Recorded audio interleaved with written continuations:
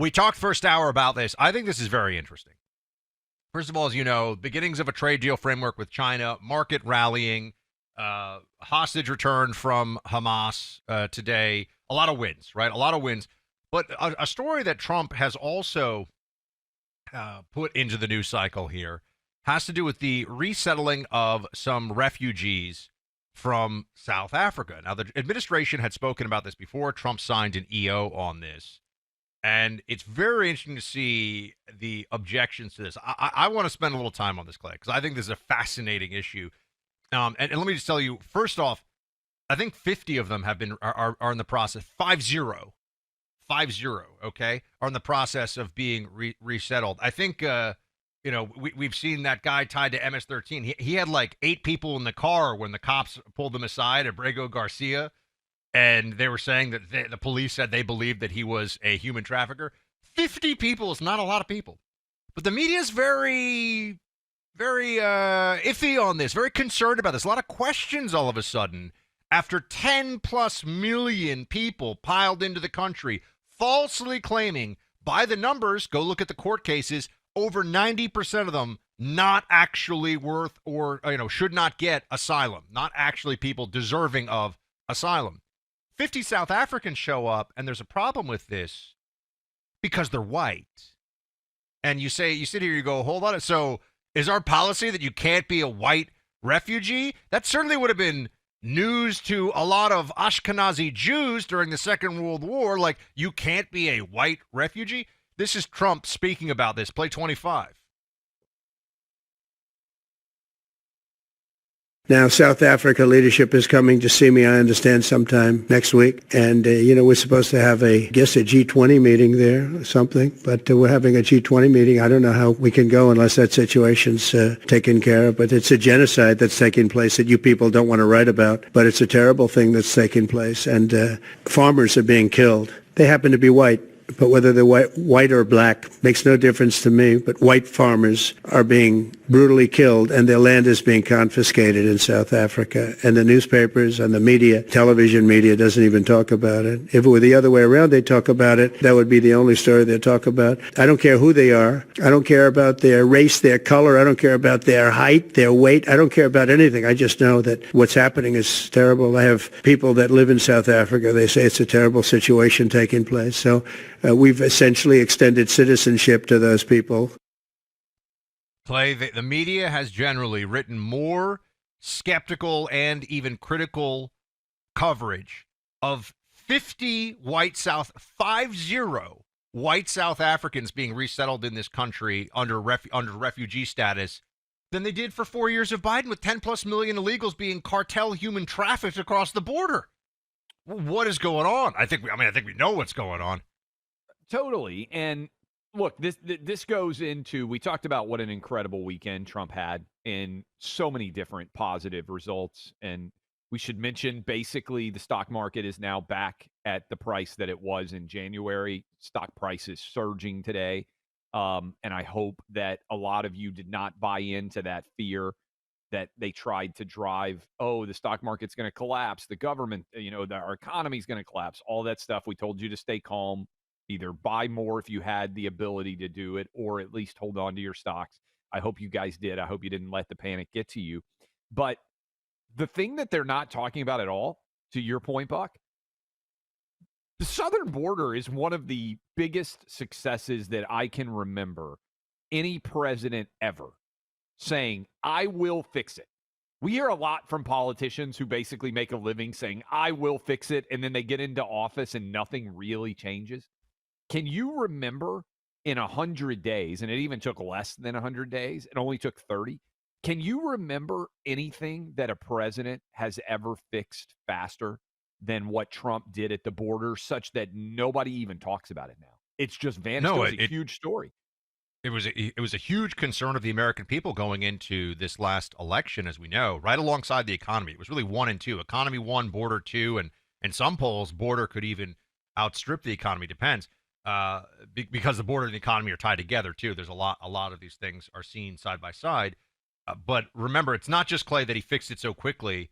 It's that he came in and fixed it so quickly and the previous occupant of the Oval Office had spent 4 years through his surrogates and through the media telling us it's so hard, it's so complicated, we can't do anything to fix this, which was always a lie because, of course, they could. One of the biggest changes isn't just the enforcement mechanisms at the border. It is what did we say a million times here, Clay? We talked about the border. It's about the incentives. If you think you can get in and stay, a lot of people will come. People now think, hold on a second. Do I want to pay a coyote 5, 10, 15 grand? Do I want to deal with the cartels and show up in Mexico and spend time in an immigration facility in America and all this stuff? If I don't think I'm going to get to stay, I might get sent home. Completely changes the calculation. But I did want to bring us back, Clay, to why is there such, I mean, here's the Associated Press, reporting on this.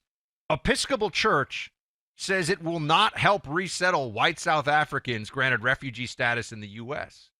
Episcopal Church's migration service is refusing a directive from the federal government to help resettle white South Africans granted refugee status, citing the church's longstanding commitment to racial justice and reconciliation. Presiding Bishop Rowe announced that after 49 South Africans departed their homeland bound for new homes in the U.S., Episcopal Migration Ministries will halt its decades-long partnership with the government. The Episcopal Church is refusing to help with, after 40 years of, oh yeah, give it, anybody, we'll help anybody come into this place and resettle them. They won't help these South Africans be resettled. They are subject to state-sponsored. Now, see, this is why this is so, hold on, what's going on in South Africa? You start to look at this. What's happening in South Africa? Clay, South Africa is actually it has become a sort of final stage affirmative action state, if you will, where they have actual hard quotas so that, companies, like the board of a company has to be 85% black, and, the employees of a company have to be 85, whatever. I'm making up the numbers. It's something like that. And the government also is constantly flirting with more ways to take land from white farmers in that country. And this has caused a tremendous amount of dysfunction. The government is insanely corrupt, by the way. It has economically been reduced to a horrible rate of growth, and there's a lot of poverty and crime and all these things. But there's open racial discrimination by the state. That's what it is. Our own Supreme Court said you actually can't do this in Harvard admissions. Well, you also shouldn't be able to do this anywhere else. You shouldn't be able to discriminate on the basis of race. And that's why there's such an outrage here to bringing 50 white South Africans into this country under refugee status, because they are being discriminated against. This country is so unsafe that they don't make women stop at red lights after dark in many parts of the country. I mean, think about how unfortunate that is. Any country where you just say, and everybody just kind of accepts it, hey, if you're driving at night and you're a woman, you don't have to stop at a red light, is a country that has been completely taken over by criminal elements. And it's unfortunate that that has occurred. And, I know when they had the World Cup, the amount of security that was required for the teams was off the charts. They basically put all of the different teams at the World Cup that South Africa hosted behind prison, walls almost in many ways, to keep them from being able to even go out in many parts of the country, because they were so concerned about the safety of the players from all the different countries. That's a sign, obviously, that things have fallen apart. And I think it's gotten worse there in terms of safety for all people since. And it is unfortunate. And the fact that you would make that the focal point, again, the point is none of the successes get talked about, and anything that they can put in a negative light becomes a huge part of the focus. Here's how this issue is covered, for example, at the New York Times. I'm going to read this so you know exactly. And this was, let me see. Yeah, this is about a year or two ago. New York Times. Kill the Boer. Now, Boer is a reference to white South Africans. Kill the Boer song fuels backlash in South Africa and U.S. Right-wing commenters claim that an old apartheid chant is a call to anti-white violence, but historians and the left-wing politicians who embrace it say don't take it literally. They have songs in stadiums about killing the white people in their country, and they're allowed to chant and sing this, and the New York Times is like, hold on, everybody, maybe we just shouldn't take it literally.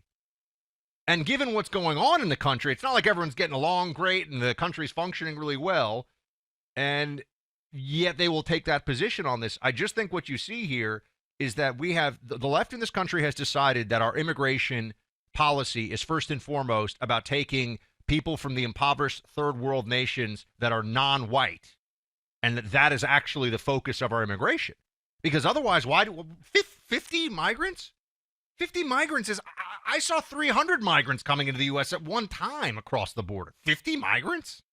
We took 10 million illegals in 4 years. Yeah, it's kind of amazing what the focal point is, and that's now been stopped, and so this becomes a story. We'll take some of your calls, by the way, and we'll also play some of your talkbacks coming forward, 800-282-2882. I want to tell you, though, a mother's strongest instincts protect her young. That's why the term mama bear, no joke, over the weekend. My wife, Laura, you know what she wanted to do? She wanted to fire guns that she has bought, and she wanted our boys to be instructed and trained in how to handle firearms as well. That's legitimately what we did yesterday. And Saber is the number one pepper spray brand trusted by law enforcement. You know what? I'm going to put my 14-year-old on blast. He got caught sneaking back into the house after hours, set off the alarm, and my wife was like, oh, goodness, who is this? If you ever have a teenager in your home and you're worried about what time that teenager might be coming back, we've got 2 in the house, or are they going to make curfew? Are they going to be sneaking in and out? Maybe you got college-age kids. Maybe you're worried about protecting your home, but you don't want to use something lethal. That's why pepper can make such a huge difference. The pepper spray provided by Saber. Family-owned business, been manufacturing safety products for 50 years.